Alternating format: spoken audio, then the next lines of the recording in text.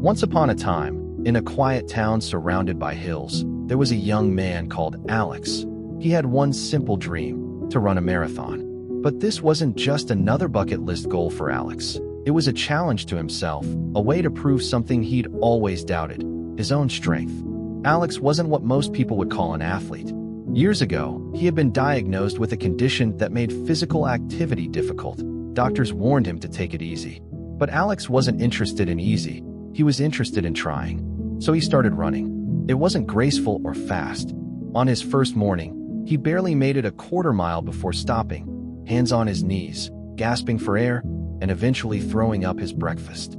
It was humbling, even embarrassing, but the next morning, he tried again. And the next. Progress was slow, so slow that no one really noticed except him. Over time, Alex stopped caring about how far or fast he was going. What mattered was showing up. Rain or shine, he laced up his sneakers and hit the trail. Small milestones added up, first a mile, then two. He wasn't competing with anyone else, only the part of him that wanted to quit. When Alex signed up for his first marathon, people didn't know what to think. Some were encouraging, others thought he was setting himself up for failure. Why push yourself so hard? They asked. What's the point? You should take it easy. Remember what the doctor said. Alex didn't have an easy answer.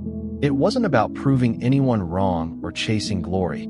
It was about seeing how far he could go, even if the only person watching was himself. The marathon day arrived. The starting gun fired, and Alex moved at his usual steady pace.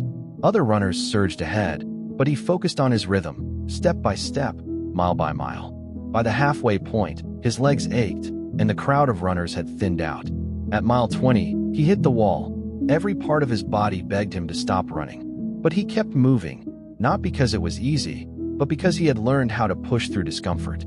This wasn't new to him. The long, lonely mornings on the trail had prepared him for this moment. When Alex finally crossed the finish line, the race was nearly over. The crowds had dwindled, and there were no cameras or medals waiting for him. Just a quiet satisfaction that he'd done what he set out to do. His accomplishment wasn't about proving anything to the world. It was about proving something to himself, that he could stick with something, no matter how hard it got. Alex didn't become famous, and he didn't start calling himself a hero. He just kept running, day after day, chasing nothing but his own limits, and finding out that he was capable of more than he had ever thought possible.